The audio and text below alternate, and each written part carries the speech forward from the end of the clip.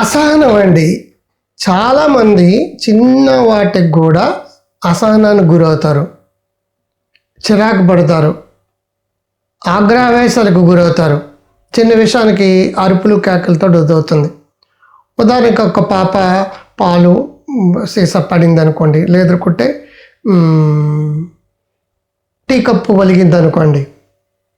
అప్పుడు అమ్మ ఆఫీస్కి వెళ్ళాలి, నాన్న ఆఫీస్కి వెళ్ళాలి, ఈడు స్కూల్కి వెళ్ళాలి, పాప స్కూల్కి వెళ్ళాలి. అక్కడ సిచ్యువేషన్ ప్రకారం అది అప్పుడు టైంలో జరగడం అనేది కొంచెం ఇబ్బందికరమైన విషయమే. సహనం ఉన్న వాళ్ళకి అసహనం ఉన్న వాళ్ళకి తేడా చూడండి.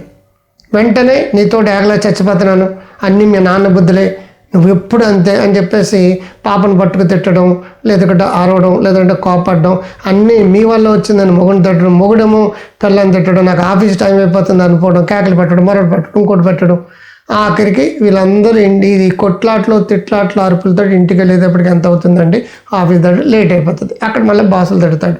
మళ్ళీ ఇంటికి వచ్చిన తర్వాత మళ్ళీ తిరిగి పొద్దున్న జరిగిన సంఘటన వల్ల ఈరోజు అంతా నాకు ఆఫీస్లో ప్రాబ్లం వచ్చింది, ఈరోజు స్కూల్కి నేను లేట్కి వెళ్ళాను, ఈరోజు నేను కూడా ఆఫీస్కి లేట్కి వెళ్ళాను, వీళ్ళందరూ డిస్టర్బెన్స్ అవుతుంది. ఈ అసహనం ఫలితంగా 2-3 రోజులు శరీరంలో బ్యాడ్ కెమికల్స్ రిలీజ్ అవుతాయి. మనశ్శాంతి ఉండదు, వర్క్ మీద ఫోకస్ ఉండదు. అదే సంఘటన మార్చి చూడండి ఒకసారి. పాప టీ కప్పు పాలు కప్పు వంచింది, అందరూ బిజీగానే ఉన్నారు, వెళ్ళిపోవాలి. వెంటనే అది ముందు తుడిచేసి బట్టలు వేస్తూ, నాన్న ఇలాగా ఈ ఆఫీస్ టైంలో తుడిస్తే కొంచెం ఇబ్బంది అవుతుంది కదా, ఈసారి జాగ్రత్తగా పాలు తాగు, ఓకే, నీవు ఫోకస్ అంతా తాగేటప్పుడు పాల మీద పెట్టని చెప్పేసి చక్కగా నీళ్ళు చేసి క్లీన్ చేసి తుడిచేసి స్కూల్కి పాపను డ్రాప్ చేసి, ఈవిడేమో ఆఫీస్కి వెళ్ళిపోయింది, ఆయన ఆఫీస్కి వెళ్ళిపోయాడు, సాయంకాలం 3 వచ్చారు, పొద్దున్న జరిగిన ఇన్సిడెంట్ గుర్తుండదు. సారీ నాన్న, సారీ మమ్మీ అని చెప్తుంది. అది అసహనానికి గురైతే ఒక కీ దొరకకపోతే ఇంట్లో అందరూ కలిపి అరిచేసారు ఉంటారు, కేకలు పెట్టేసుకుంటారు, తిట్టేసుకుంటారు, నీ వల్లే అనుకుంటారు. తీరజుత్తాకి జేబులోనే ఉంటుంది, లేదా అక్కడ ఉంటుందండి. అసహనం అనేది ఒక మానసిక స్థితి. బయట వల్ల వచ్చే ప్రాబ్లమ్స్కు నువ్వు అతిగా స్పందించడం. పేషెన్సీ లేకపోతే పేషెంట్లు అవుతారని నేను ఎప్పుడూ చెప్తుంటాను. ఇది ప్రతి ఇంట్లో జరిగే ఒక తతంగం అండి.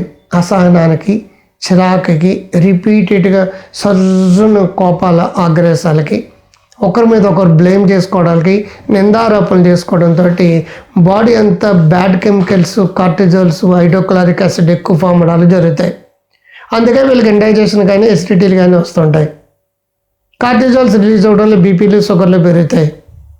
ఎప్పుడు తిట్టుకుంటానో, అరుచుకుంటానో, చిన్న విషయానికి టెన్షన్ పడిపోతానో, భయపడుతూ ఉన్న ఇళ్లలో గృహమే కదా స్వర్గసీమ అంటారు. ఇక్కడ గృహమే కదా నరకసీమ అయిపోతుంది. సో పేషెన్స్ని డెవలప్ చేసుకోవాలనే ఒకే ఒక తలంపు ఉంటాయి.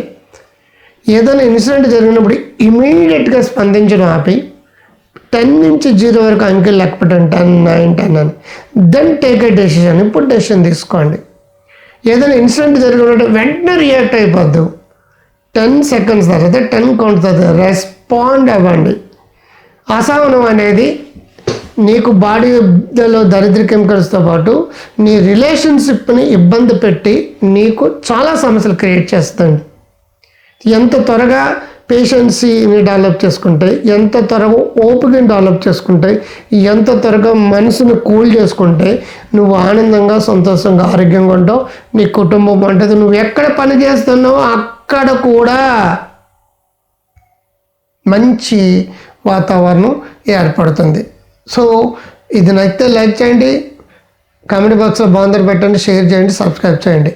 గ్రో హెల్దీ వెల్దీ వైజ్ అనే యాప్ని ఎవరెవరు డౌన్లోడ్ చేసుకోలేదు ఇమీడియట్గా డౌన్లోడ్ చేసుకోండి. ఈ డౌన్లోడ్ చేసుకుంటే మీకు రూపాయి ఖర్చు లేదు, కానీ నేను ఇచ్చే మెటీరియల్ చాలా ఫ్రీ మెటీరియల్ ఉంటుంది. ఆ మెటీరియల్ మీకు ఉపయోగపడతాయి.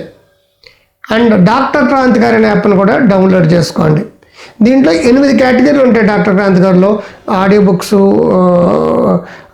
థెరపీ సీడీలు, తెలుగు బుక్స్, హిందీ బుక్లు, English books, free material, online కోర్సులు, రకరకాల పద్ధతిలో 7-8 కేటగిరీస్ ఉంటాయండి దీంట్లో.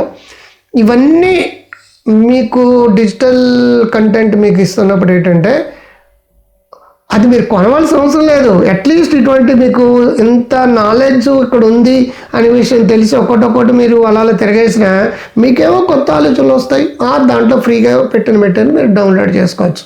సో అసహనం నుంచి త్వరగా బయటపడి సహనవంతులై సహనశీలివమ్మ అన్నట్టుగా మారిపోండి. మీరు చాలా ఆరోగ్యంగా ఆనందంగా ఉండగలుగుతారు. I love you.